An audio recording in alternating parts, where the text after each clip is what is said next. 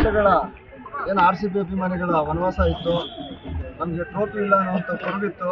ಇವತ್ತು ಅದು ಎಲ್ಲ ನಮ್ಮ RCB ಅಭಿಮಾನಿಗಳು ನೀಗಿದೆ.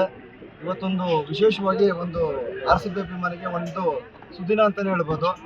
ನಾವು ಮಾಲೂರಲ್ಲಿ ಇವತ್ತು ಒಂದು ಎಲ್ಲಿಗೆ ಮಾಲ್ ಹಾಕಿ ಎಲ್ಲ ನನ್ನ ಮಾಲೂರು ತಾಲೂಕಿನ ಜನತೆಗೆ ಏನಿದೆ ವ್ಯವಸ್ಥೆ ಬೇಕು ಅಂತ ವ್ಯವಸ್ಥೆನ ಮಾಡಿ, ವಿಶೇಷವಾಗಿ ಆಸನಗಳ ವ್ಯವಸ್ಥೆ ಮಾಡಿ, ಟಾಯ್ಲೆಟಿನ ವ್ಯವಸ್ಥೆ ಮಾಡಿ, ಅದೇ ರೀತಿ ಲೈಟಿಂಗ್ ವ್ಯವಸ್ಥೆ ಮಾಡಿ, ಇಷ್ಟು ವ್ಯವಸ್ಥೆ ಮಾಡಿ ಮತ್ತು ಫುಡ್ ಸ್ಟಾಲ್ಸ್ ವ್ಯವಸ್ಥೆ ಮಾಡಿ, ಎಲ್ಲ ರೀತಿಯ ವ್ಯವಸ್ಥೆಗಳನ್ನ ಮಾಡಿ ಸುಮಾರು ನಾನು ಎಕ್ಸ್ಪೆಕ್ಟ್ ಮಾಡಿರಲಿಲ್ಲ ಇಷ್ಟು ಜನ ಸೇರ್ತಾರೆ ಅಂತ. ನನ್ನ ಎಕ್ಸ್ಪೆಕ್ಟೇಷನ್ ಇತ್ತು ಒಂದು 3,000-4,000 ಜನ ಸೇರ್ಬೋದು ಅಂತ.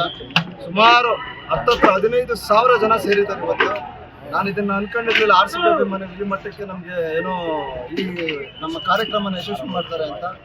ವಿಶೇಷವಾಗಿ ಈ ಕಾರ್ಯಕ್ರಮಕ್ಕೆ ಆಗಮಿಸಿ ಈ ಕಾರ್ಯಕ್ರಮನ ಇಷ್ಟೊಂದು ಯಶಸ್ವಿಯಾಗಿ ಅದ್ದೂರಿಯಾಗಿ ನಡೆಸಿಕೊಡ್ಲಿಕ್ಕೆ ಅವಕಾಶ ಮಾಡಿಕೊಟ್ಟಂಥ ಎಲ್ಲ ನನ್ನ RCB ಅಭಿಮಾನಿಗಳಿಗೆ, ಅದೇ ರೀತಿ ವಿಶೇಷವಾಗಿ ಈ ಕಾರ್ಯಕ್ರಮಕ್ಕೆ ಸಹಕಾರ ಕೊಟ್ಟಂಥ ಎಲ್ಲ ನನ್ನ ಯುವಕ ಮಿತ್ರರಿಗಾಗಿರ್ಬೋದು, ಪಕ್ಷಾತೀತವಾಗಿ ಎಲ್ಲ ನನ್ನ ಯುವಕ ಮಿತ್ರರಿಗೆ ಧನ್ಯವಾದಗಳು ಹೇಳ್ತಾ, ನನ್ನ ಏನು ಮಾಲೂರಿನ ಯುವಕರು ಬಂದಿದ್ರು ಇಲ್ಲಿಗೆ, ನಿಮ್ಮೆಲ್ಲರನ್ನು ಮನವಿ ಮಾಡ್ತೀನಿ, ದಯವಿಟ್ಟು ನೀವೆಲ್ಲರೂ ಸುರಕ್ಷಿತವಾಗಿ ನಿಮ್ಮ ಮನೆಗಳನ್ನ ಸೇರ್ಕೊಳ್ರಿ.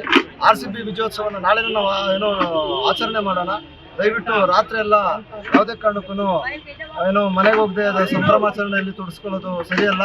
ದಯವಿಟ್ಟು ನಿಮ್ಮ ಮನೆಗಳು ಸೇರ್ಕೊಳ್ರಿ. ನಾಳೆ ಒಂದು ನವೀನ್ ಬರ್ತ್ಡೇ ದೊಡ್ಡ ಕಾರ್ಯಕ್ರಮ ಮಾಡಿ ಸಂಭ್ರಮಾಚರಣೆ ಮಾಡೋಣ ಅಂತ ಹೇಳ್ತಾ, ವಿಶೇಷವಾಗಿ ಇವತ್ತು ನಮ್ಮ ಮಾಜಿ ಯುವ ಕಾಂಗ್ರೆಸ್ನ